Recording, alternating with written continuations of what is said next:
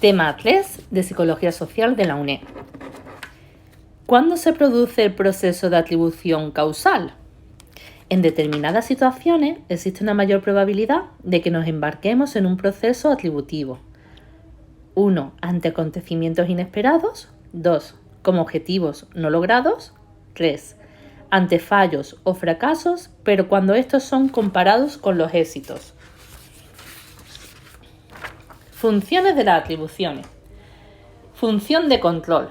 Jack Kelly, en 1971, afirmaba que el objetivo del análisis causal era el control efectivo. Se subdivide en dos: explicación y predicción. La explicación es explicar los hechos presentes y la predicción es anticipar lo que va a ocurrir. Función de autoestima.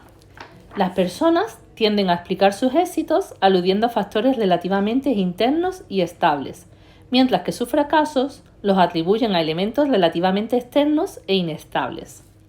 Función de autopresentación. Mediante nuestras explicaciones, intentamos controlar las atribuciones de las otras personas sobre nosotros y nuestro comportamiento, de forma que manipulamos la información que reciben los otros. Teorías clásicas de la atribución. La psicología ingenua de la acción.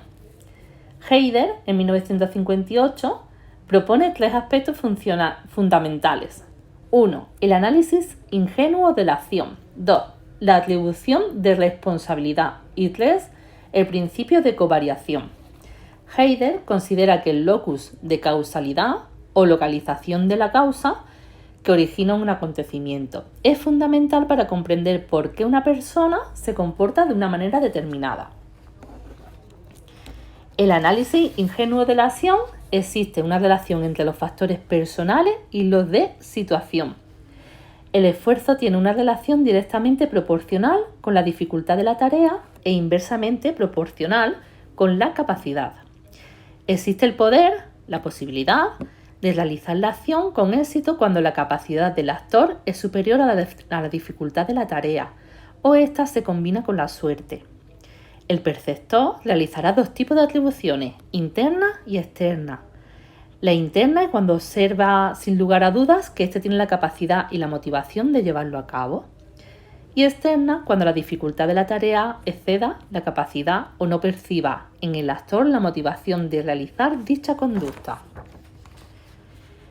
La atribución de responsabilidad. Esta aumentará a medida que la acción sea más atribuible a fuerzas personales, motivación y capacidad. Heider distingue entre ellos 5 niveles.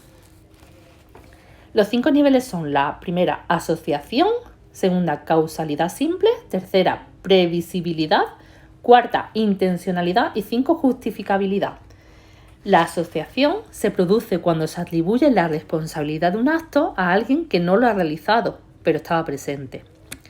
La causalidad simple: el actor sí ha realizado la acción de la que se le hace responsable, pero él no ha tenido intención de hacerlo. La previsibilidad añade que el observador cree que el actor podría haber previsto lo ocurrido. La intencionalidad: el observador puede realizar una atribución interna de la acción. En este caso existe la motivación y oportunidad. Y la justificabilidad supone la existencia de casos en los que se puede justificar la acción intencionada por imperativos de la situación.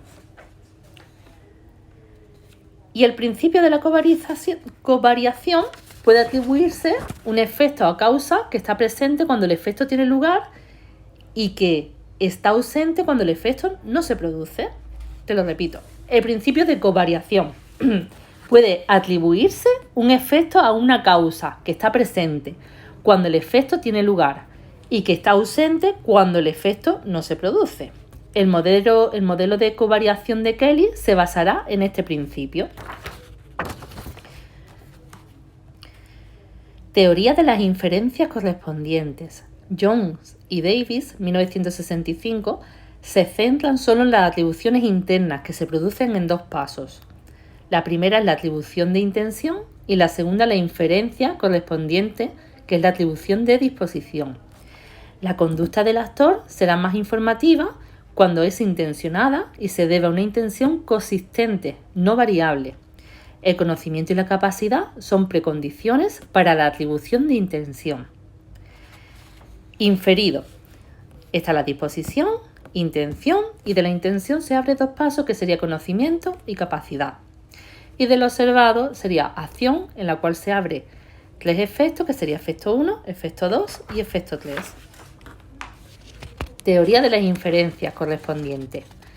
La inferencia correspondiente, 1. Es la conducta elegida libremente, es más indicativa de una disposición, elemento central de la teoría.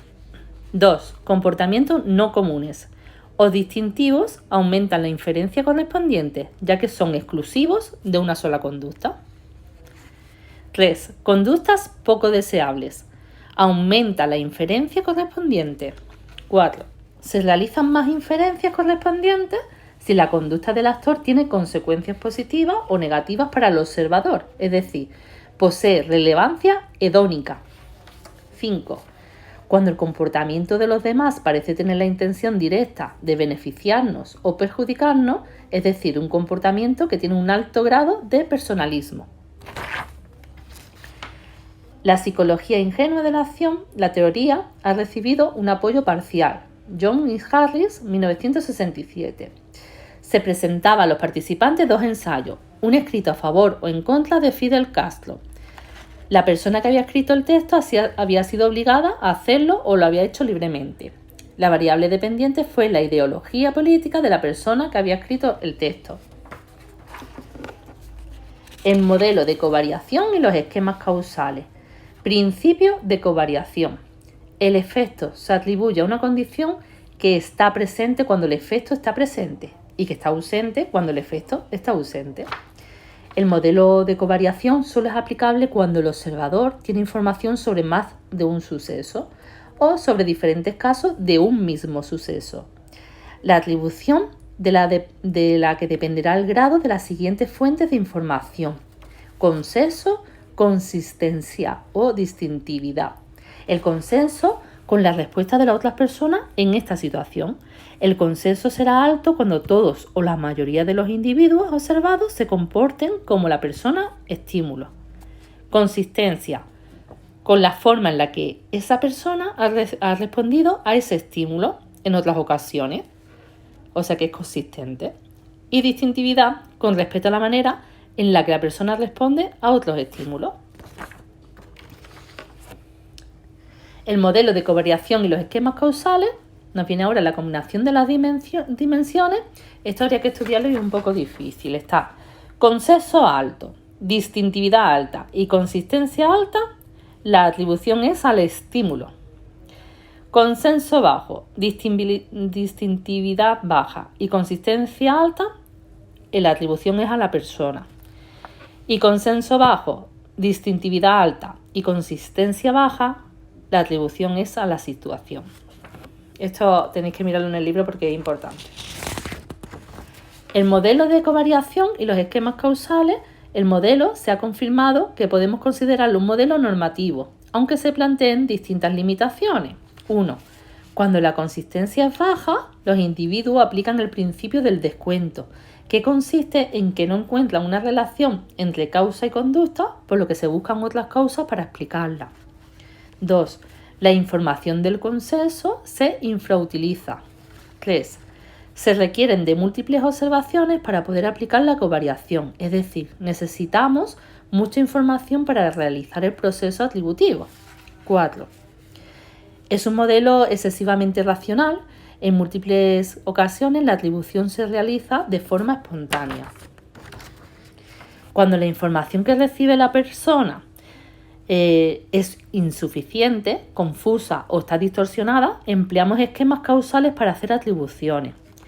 El esquema causal es una concepción general que la persona tiene sobre cómo interactúan un determinado tipo de causas para producir un tipo de efecto concreto. Propone dos tipos: las causas suficientes y las causas necesarias múltiples. Las causas suficientes múltiples se refiere a cuando un efecto ocurre por la intervención de al menos una de las causas presentes en la situación o por todas ellas juntas. Y las causas necesarias múltiples se aplica cuando en una situación en la que se dan varias causas necesarias que actúen conjuntamente todas ellas. Moralidad versus inmoralidad. 1. Solo los individuos inmorales se comportan de manera inmoral. En este caso, solo es necesaria una causa, la presencia de un comportamiento inmoral, un robo, una infidelidad a una pareja. Implica directamente que el actor es inmoral o esquema de causas necesarias. 2. Los perceptores emplean el esquema de causas suficientes múltiples para explicar el comportamiento moral.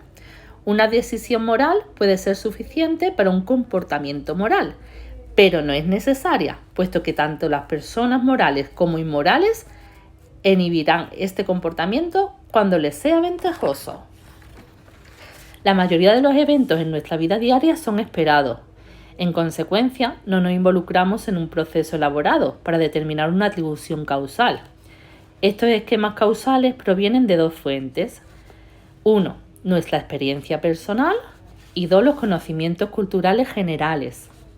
Cuando un evento que observamos no es particularmente inesperado o importante para nosotros, pero no se ajusta fácilmente a un esquema causal obvio, es probable que basemos nuestra atribución causal en cualquier factor plausible, que sea visualmente muy destacado, saliente, o fácilmente accesible desde la memoria. Por ejemplo, cuando en una discusión grupal se incluía a una sola mujer, se la consideraba como la responsable de la discusión.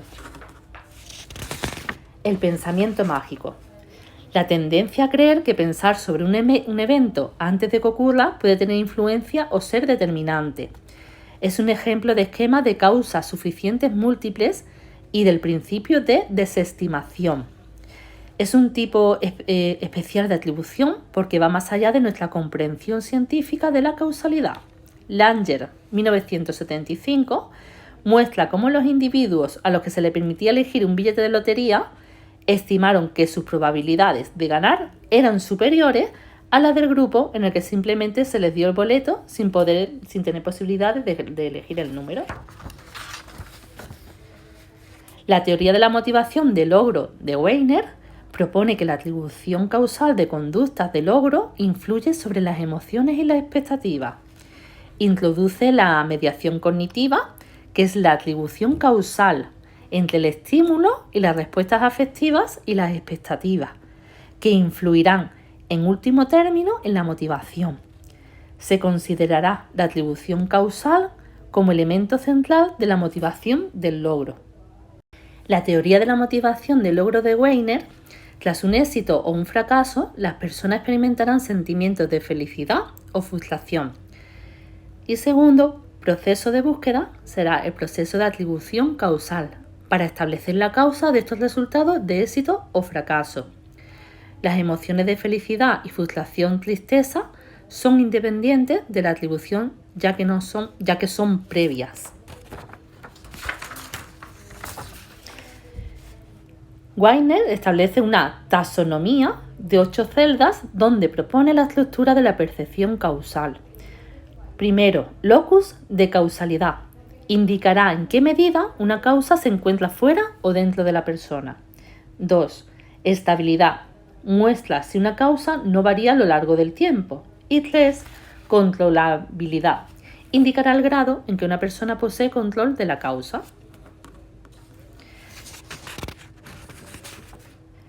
Las encuentra relacionadas con expectativas y emociones específicas. El texto está escrito fatal, pero bueno. Locus de causalidad. Autoestima, orgullo. Estabilidad, esperanza o desesperanza. Y controlabilidad es la culpa, la vergüenza, la compasión, la gratitud, la ira. El modelo atributivo de Weiner relaciona las expectativas con la dimensión de estabilidad a través del principio de expectativa.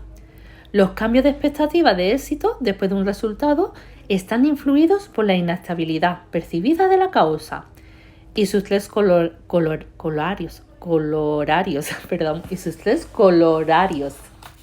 1. Si el resultado se adscribe a una causa estable, existirá una mayor certeza de obtener este resultado en el futuro. 2.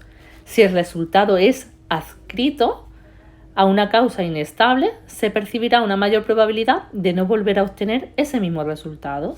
Y 3. De lo que se deduce el tercer corolario, se estima una mayor probabilidad de volver a obtener resultados procedentes de causas estables que de causas inestables. El modelo atributivo de Wiener relaciona las expectativas con la dimensión de estabilidad a través del principio de expectativa. Los cambios de expectativas de éxito después de un resultado están influidos por la inestabilidad percibida de la causa y sus 3 corolarios.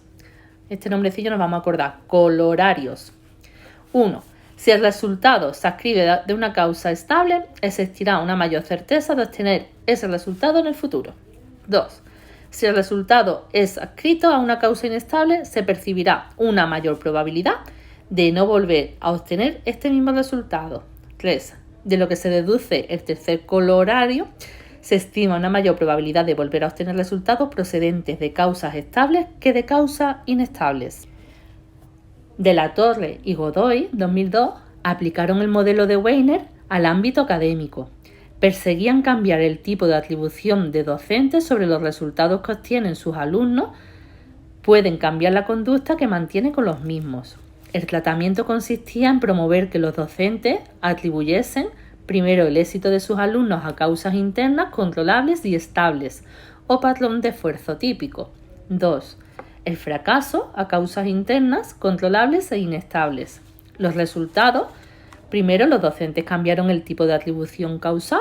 Segundo, las notas de los alumnos se vieron incrementadas. Y tercero, se redujo el estrés laboral entre los docentes. Errores y sesgos atributivos.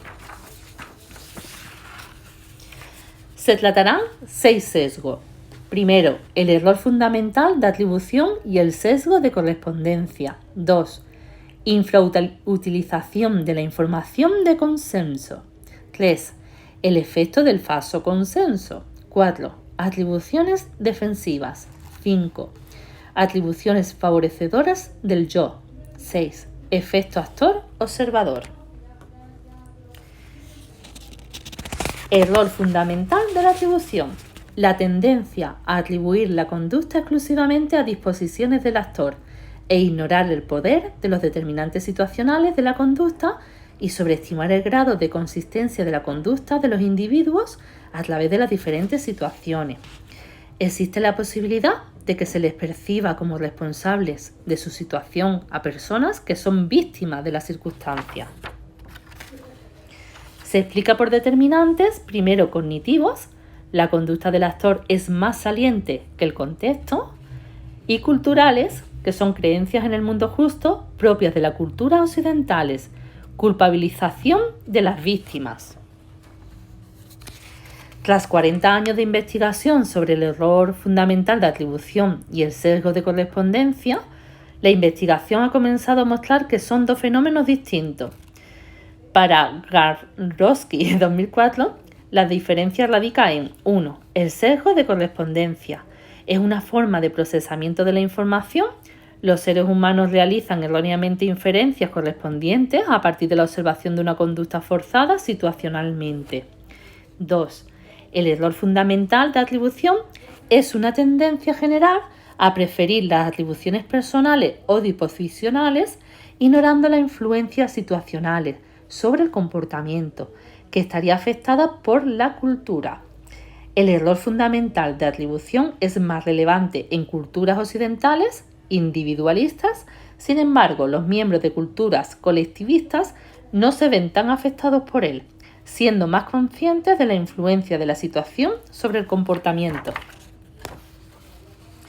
Infrautilización de la información de consenso. Los individuos tendemos a emplear en menor medida la información sobre el consenso que las otras dimensiones del modelo de covariación, consistencia y distintividad. MacArthur, 1972, muestra que los participantes no daban igual importancia a la información sobre si muchas personas se comportaban como la persona estímulo, alto consenso, que la de si la misma persona, ante situaciones similares o diferentes, estímulos se comportaba igual. Para Fiske y Taylor, en 1984, la información que recibimos sobre el comportamiento de otras personas ante una determinada situación necesita pasar un tamiz que indique en qué medida es válida y relevante para la situación. Es la tendencia de las personas a considerar que su forma de actuar es la de los demás en una determinada situación y que las otras personas reaccionarán de la misma manera. Se explica por, primero, contacto selectivo. Se juzgaría el comportamiento de los demás basándose en una muestra de personas muy similares al perceptor. 2.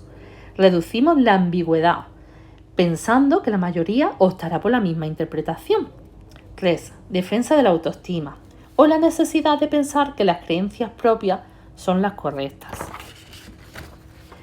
Shaver, 1975, define la atribución defensiva como un deseo por parte de los observadores de hacer cualquier atribución que pueda reducir mejor la amenaza que representa la situación para ellos. Salminen, en 1992, encontró que las víctimas de accidentes laborales serios tienden a atribuir esos accidentes a factores externos, mientras que sus compañeros de trabajo tienden a atribuir a la víctima la responsabilidad de la acción. Para que se le atribuya la responsabilidad al actor, primero, el observador del acontecimiento debe pensar que es posible que él mismo se encuentre alguna vez en una situación similar. 2. Si se parece, el observador tiende a atribuir la acción a la casualidad. 3. Si no hay similitud, la tendencia será la de atribuir la responsabilidad de lo sucedido al implicado. Atribuciones favorecedoras del yo. Tendencia de las personas a atribuir sus éxitos a factores internos, capacidad o el esfuerzo, mientras que los fracasos los explican por elementos externos, qué mala suerte he tenido o por la casualidad. Se basan en procesos, primero motivacionales, la protección de la autoestima, he aprobado, me han suspendido. Cognitivos. Desde el modelo covariación se considera la posibilidad de que la persona pueda percibir la covariación entre su comportamiento y el éxito, pero no entre su comportamiento y el fracaso. Aunque también se ha planteado que tendamos a implicarnos en las actividades en las que tenemos posibilidad de éxito, porque poseemos las capacidades necesarias para realizarlas. El efecto actor-observador es una extensión del error fundamental de atribución. Se define como una tendencia persistente del actor a atribuir sus acciones a las exigencias ambientales, mientras que el observador tiende a atribuir esas mismas acciones a disposiciones personales estables. Se produce por, primero, diferencias en el nivel de información que se dispone entre el actor y el observador. Y segundo, perceptiva. Para mí lo saliente es el contexto. Cuando observo a otro, lo saliente es la situación. El efecto es más potente. Primero, si los individuos o grupos muestran rasgos muy distintivos. Segundo, cuando aumenta el conocimiento personal del otro. Tercero, cuando se explican hechos hipotéticos. Cuarto, con resultados negativos, atribuciones favorecedoras del yo. En una situación de conflicto es un intensificador del mismo, ya que los observadores atribuyen la responsabilidad a la persona observada.